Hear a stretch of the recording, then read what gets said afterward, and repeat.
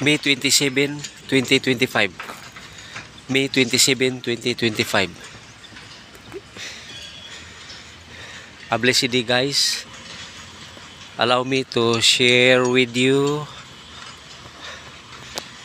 our project here in boundary of Los Amigos and Calinan.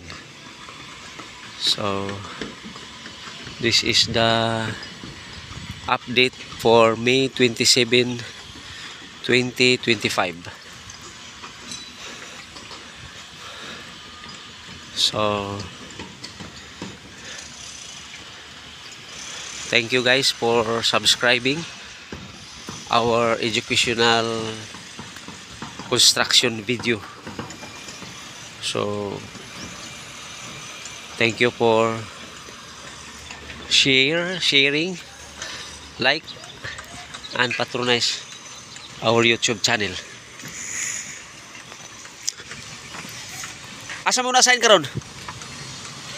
10? Tabangan niya po yun na ya. Sige, sige. So dito guys, na turnover na itong building na dito banda. 4 na building na turnover.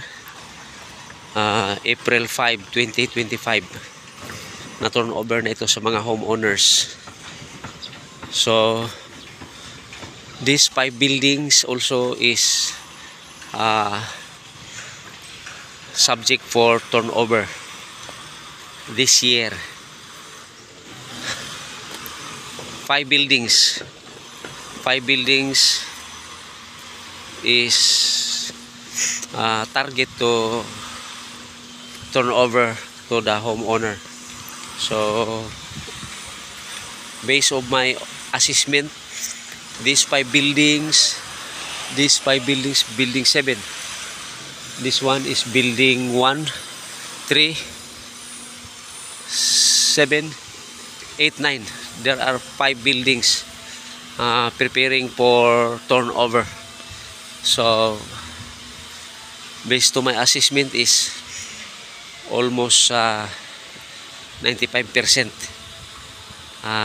done. So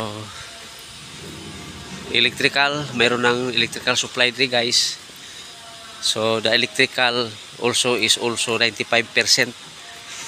And feeder lines, multimetering every electrical room is building 1 and building 9 done already, and building 8. So building 3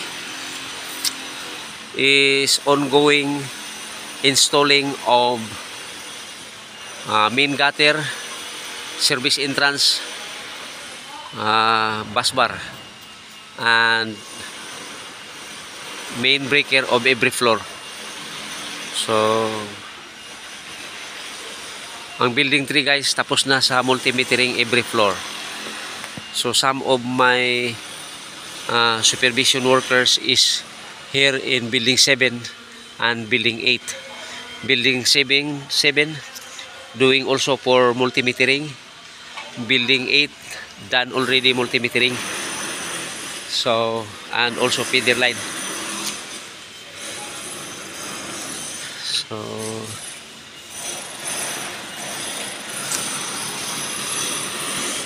thank you Lord for the opportunity to be here once again. Actually guys, nakapasok ako dito May 27 and now is May 27, so 1 year already. Lord, thank you for 1 year in